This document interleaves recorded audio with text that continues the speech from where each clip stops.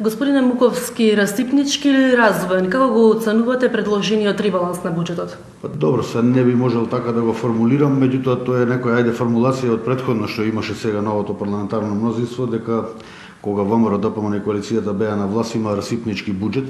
Меѓутоа самиот факт дека се кратат средства од капиталните инвестиции во износ повисок од 50 милиони евра, и тоа за суштински потреби на граѓаните, а од друга страна генерално се зголемува ставката за плати и наемнини и за патни расходи и така натаму за нови вработувања. Сведоци сме изминатите денови дека генерално се вршат нови вработувања во сите институции, почнувајќи од влада на Република Македонија па надолу. Не станува збор за никаков развоен буџет. Овој буџет е класична, би рекол, една козметичка шминка и еден обид на социјалдемократите во неколку ставки во делот на кратење радиодифузна такса, во делот на обештетување на дел од стечајците, минимална плата и така натаму, да ја замајат јавноста пред локалните избори кои што ни следат. Остварили ли се проценките за раст на бруто домашниот производ и планираниот дефицит? За жал и во расправата на Комисијата за финансирање и буџет, во општиот претрес, викам, за жал не добивме одговор од министерот за финансии, како е возможно дури и математички овој проектиран раст на бруто домашниот производ визави дефицитот што го предвидуваат да се оствари. Јас дури им постави прашање да не е некаква математичка грешка, бидејќи не може ако проектираниот бруто домашен производ од 2,9 или 3 претходно, како го проектиравме буџетот за 2017, да намалите на 2,2%, а на сметка на тоа дефицитот, буџетскиот дефицит да остане на исто ниво 2,9% или 302 милиони евра во апсолутен износ. Невозможна е таа да речем споредба или тоа реализирање, и нашите предпоставки се дека не е реална таа проценка за раст на бруто домашниот производ и за одржување на толков буџетски дефицит. Според мене, јас тоа и му го кажав на министерот, јас сум сигурен дека буџетскиот дефицит ќе биде многу поголем, а растот нема да им достигне 2,2%, бидејќи ги кратат пред се капиталните инвестиции во моментов.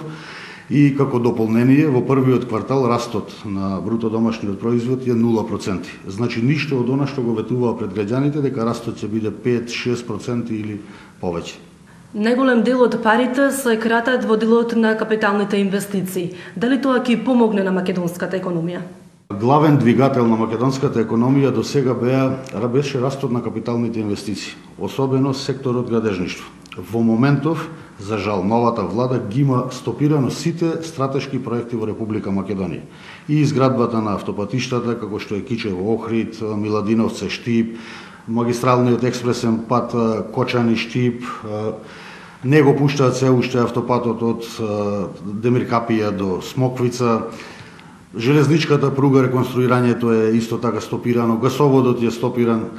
А гледајќи, значи, колку гранки, преку 32 гранки врзува само градежништвото, јас не знам на кој начин планираат да го остварат растот. На тој начин остануваат дополнителен број луѓе на улица, не земаат плат, се намалува приватната потрошувачка.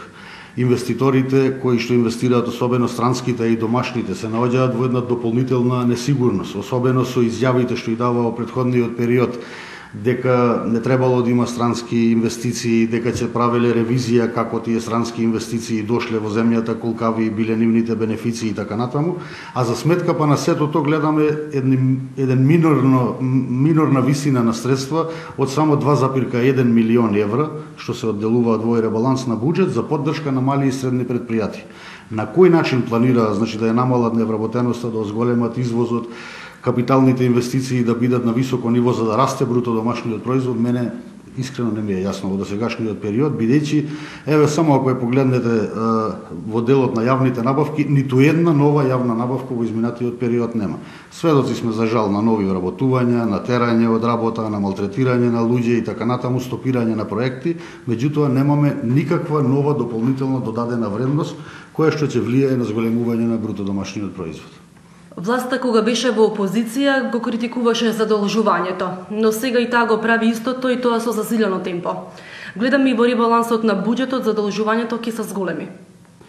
Кога ВМРО, ДПМН и коалицијата за подобра Македонија заминаа од власт, оставија од старата еврообврзница околу 230 милиони евра на сметка, со кој што средства новата влада можеше да ги задоволи потребите за финансирање на буџетскиот дефицит до крај на годината.